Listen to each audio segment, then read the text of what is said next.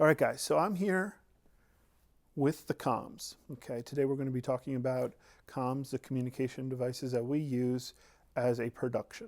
Okay, what is really important is that it is synchronized communication, that we all are responsible for putting on our own headsets and talking to people properly using professionalism and going from there. Okay, if you have a hardware issue, you know who to contact, stuff like that. Comms are a little bit different here in Live 1 versus Live 2. We have two wire systems here in Live, excuse me, two wire systems here in Live 1. As you can see, we have plenty of bell packs to go around. I'm just going to steal a bell pack here. Button 1, button 2. And then we have different 4-pin, it's hard to read here, 4-pin headsets.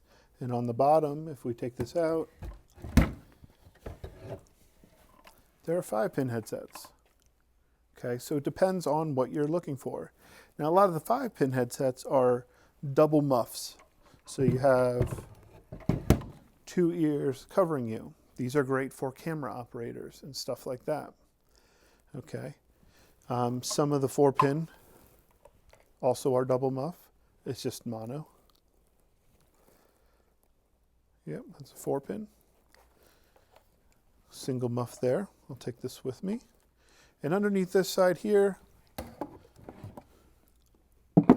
are your XLRs that you need when you're patching your comms. Again, this is the 2-wire system or the party line system. We're going to assign each of these a party line. These are non-private conversations. So I am not able to specifically talk to lighting from front of house. It has to go through the PL at that point, and everyone can hear the PL. Okay. Other things we have in here that aren't too important, you can tell this is brand new. Also has a brand new rattle to it. This is a T-dub, 5-dub, and essentially it's a splitter. It goes in 1 and comes out 5. Okay, so what we can do with this is if we have a group of people in an area, set this down, run one comms line to it, and extend them there. This would be instead of doing the loop out of the comms. Now, you could probably loop out in total 5 comms safely. 6 if you're living dangerously. So that includes the one you start with and then 4 additional ones on top of that. In lecture, we talk about a biscuit box, and this is the biscuit box, which is also, I refer to it as a micromanager. Years ago, this would be something that would sit in an executive office so they can hear what's going on comms and talk back if necessary. Not really something we need in the live production. Okay, so I'm going to just put this back. And we're going to walk into the post in which we are going to set up our first comm. So we're at our first post with the A3 and A4. A3 and A4 are comms posts. Okay, so we're going to use A4 today. And A4 will be feeding the lighting people, both the moving lights and then the conventional lighting. We simply plug it into that. We plug it into your line in right here. Okay. We don't have power because we don't have anything routed to this yet. And we'll show you how to do that in just a little bit. So this would have another comm system looped off of it going to the other position. Okay. So we run power through the lines here, goes here, and goes out to any other position you need. We'll leave a headset with it. Remember, we have a 4-pin headset. This can take a 5-pin, right here, a stereo headset, or a 4-pin mono headset. Just like that. So obviously positioned here would be lighting, as I just mentioned. If we continue over here, A12 would be your front of house. So this would feed comms, again, the party line system, to front of house.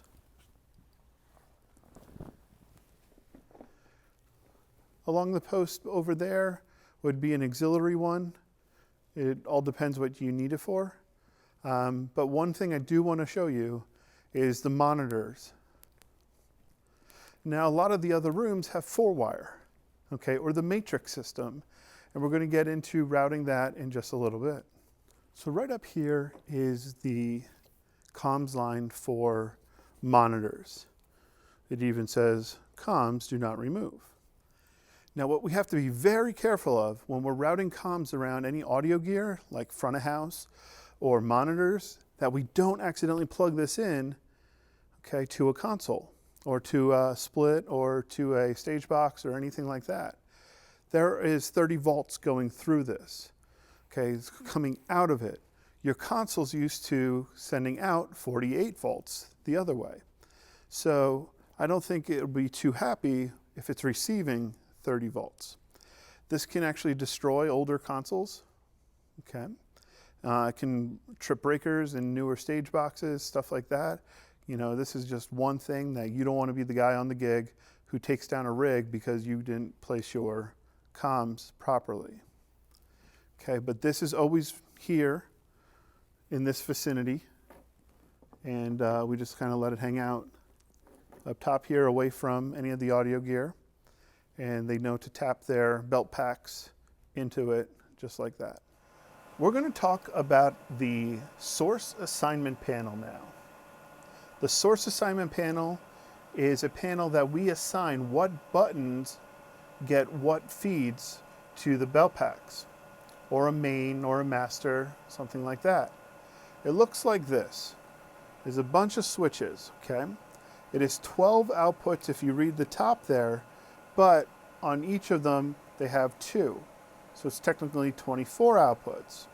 Now if we think about the way comms work, is you have 2 buttons on a belt pack. Now those 2 buttons are both in and out. This is all running over one XLR, just your standard everyday XLR. So what happens is that we have 4 channels of signal going through an XLR at any given time. Okay, so again, coming in, going out, coming in, going out. And the SAP assigns that. Button 1, in and out. Button 2, in and out. In which port. So these are the things that are fed through the walls to those different drop points that we talked about before. Well, over by the PTZ, there is a main, which is like a rack-mounted belt pack. And we know that it gets 2 party lines. Here are our party lines: APL, channel 3, LPL, channel 4, VPL, channel 5, and PL, channel 6. So if I go under PTZ, I know this gets VPL because it's a camera, a pan-tilt zoom camera, and I'm going to go down to 5. And then on the other button, everyone gets PL. So I'm going to go down to 6. Okay. We're going to skip these for right now. We didn't plug anything into A3, but we did plug something into A4. If you remember on house left there, we had the lighting. So I'm going to go on to the first button of that, and lighting is channel 4. And we're going to go down to 4. Just make sure we're clearly on 4 and not between them. And then we come down all the way like that. We'll skip ahead with some of them, like front of house 12. We're going to do audio party line, which is 3, and then party line, which is 12. And then monitors would also be 3 and 12. So now you are set for the majority of a live lab when it comes to the 2-wire system. The only thing we need to do is interface with the 4-wire system. If we're looking at the 4-wire system, we can see it here. Here are all the inputs, and those don't look like XLRs. These are a different type of connection, a DB9 connection, and they go into this box here, which is known as the Chronos. Okay. The Chronos is our matrix. This matrix allows us to route digital audio in and out. But I need to interface with it. So if we look right here, we have model 46A interface. And what does that do for us? Well, we can read it. Dual 2-wire analog audio to 4-wire analog audio interface. What do I mean? I mean I need to take my 2-wire stuff, the bell packs and all that, and interface it with the key panels and the digital system, all like that. Very simple. From the SAP, we need to send a representative of each of our party lines, APL, LPL, VPL, PL, to it. So here we go. 3, 4, 5, 6. APL, LPL, VPL, VPL, and PL. These are now allowing audio to go in and out of this. And this is going to send audio in and out to here. So now we moved from the 2-wire to the 4-wire system. And what we have to do with the 4-wire is get it up and running. Right now I have a blank slate right here, and I need to go through and get it up and running. This is very much like patching a digital console, putting together all the pieces, routing things in and out, that type of stuff. It's not too difficult, but it can get kind of crazy if you're not following step by step. So the very first step we're going to do is we're going to come down to alphas. We're going to click on alpha. Now alpha just gives me some generic names like N001, N002, and so on. We need to give these the real names. Okay, so these are hard patches into the back of the Chronos. This one, number 1, coming in is director, DIR. Okay, next one is TD. Now we have to use these short codes because you cannot have more than 4 letters in a code. ENG would be our next one. EVS. Then we have our simulcast room. Simulcast room is what tracks the audio clips. And all of these people don't have belt packs, but they have key panels. And so we're going to set up key panels for them. Then we have the Digi room, which is just a room that has different consoles for you guys to play in, but we can use that as a production room and talk to them. 7 and 8 are not in use. This comes from our old system where 7 and 8 did not function. So our new system they do, but we still have it just the old way because it's easier for us to remember how to route the audio to leave those out. Okay, so next 9, 10, 11, and 12 are those representatives coming from the interface into here. So it's APL, LPL, VPL, and PL. But if I just put them in now as APL, LPL, and so on, it won't be a party line. So I'm just going to label it PLA. PLL, PLV, and PLP. Okay? These are going to be made into our party lines as soon as we're done with naming the rest of the things, the alphas. Next we have Cam 1, Cam 2, Cam 3, remember, our comms can go directly to the cameras. 16 is skipped, 17 is CalREC, and that's, oops, and that's all we're going to do for today.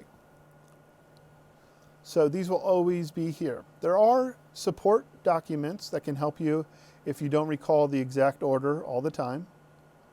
But for right now, we're going to move on. So I'm just going to hit done here.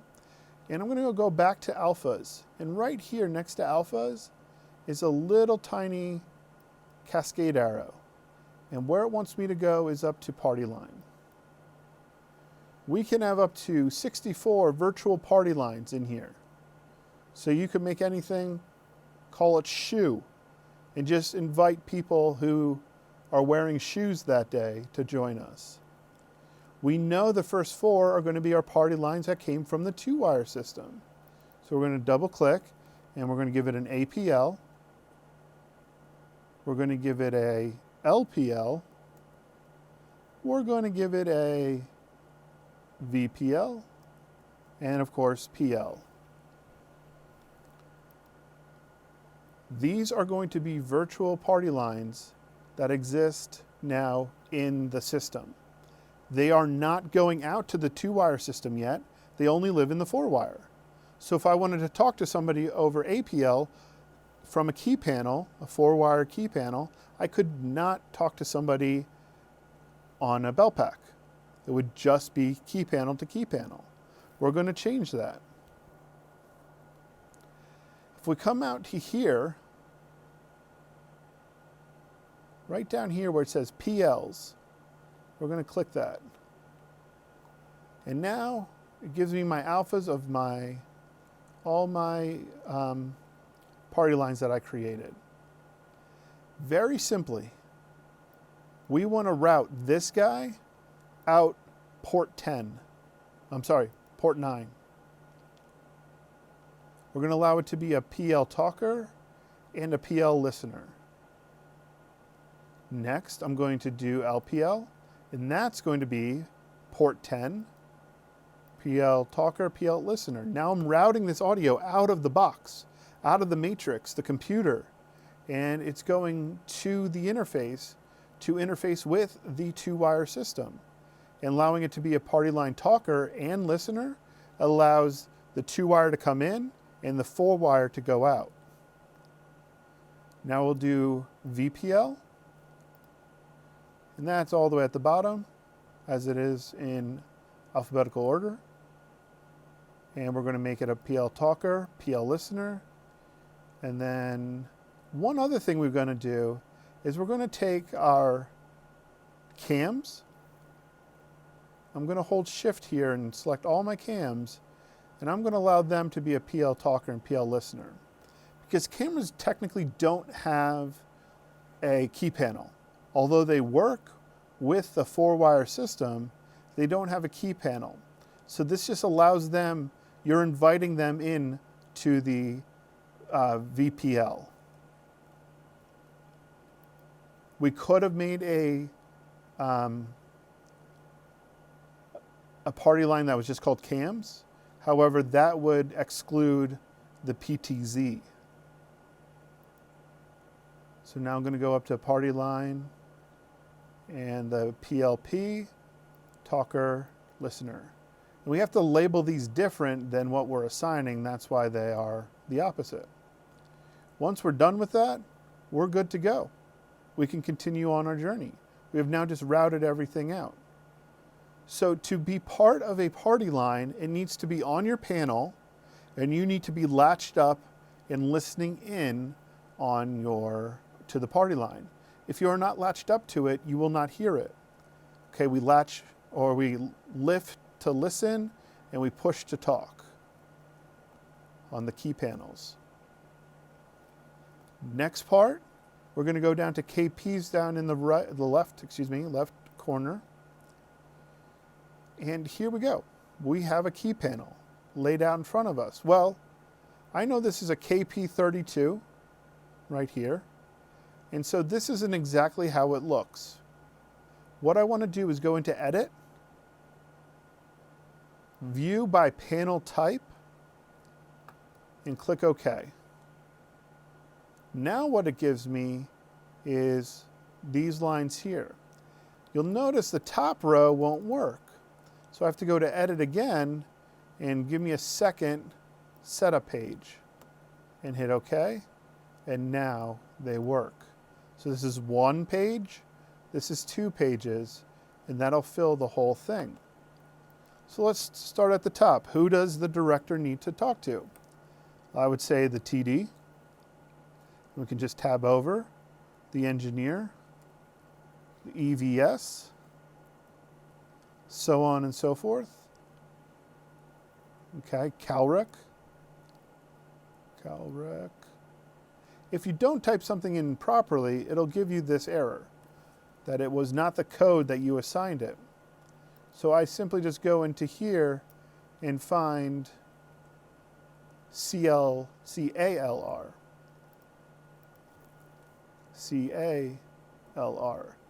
That wasn't an L. One more time. And now we got it.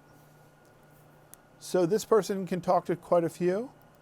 As you're setting it up, you would want to make sure you're being thorough in what it can talk to. Well, down here, I'm going to put all my party lines. Tab over and give me LPL. VPL, that's a huge one. Let me try VPL this time. What's up with that?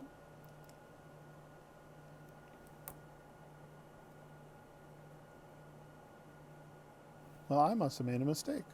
So we're going to go back into our our party lines. VLP, right there it is. So we're just going to change this to VPL. Done. And we can go back to our key panels now. And it registered. And of course, PL. Now, what we're ready to do, we did this one key panel. We did the talk keys. So we only did the ones that you can talk over. What we need to do is come to this little cascade arrow here and go to listen keys. Now, I don't remember what I put for each of those keys. So I'm going to just use a code that is AF. Now you can just tab AF over and over and over. I'll do it down here. AF stands for auto follow. So it's automatically going to follow whatever is in the talk key. You can have different things in the listen key than the talk key. This is when you get into more advanced things like IFBs, where they're coming in one port, but going out a different port. Okay.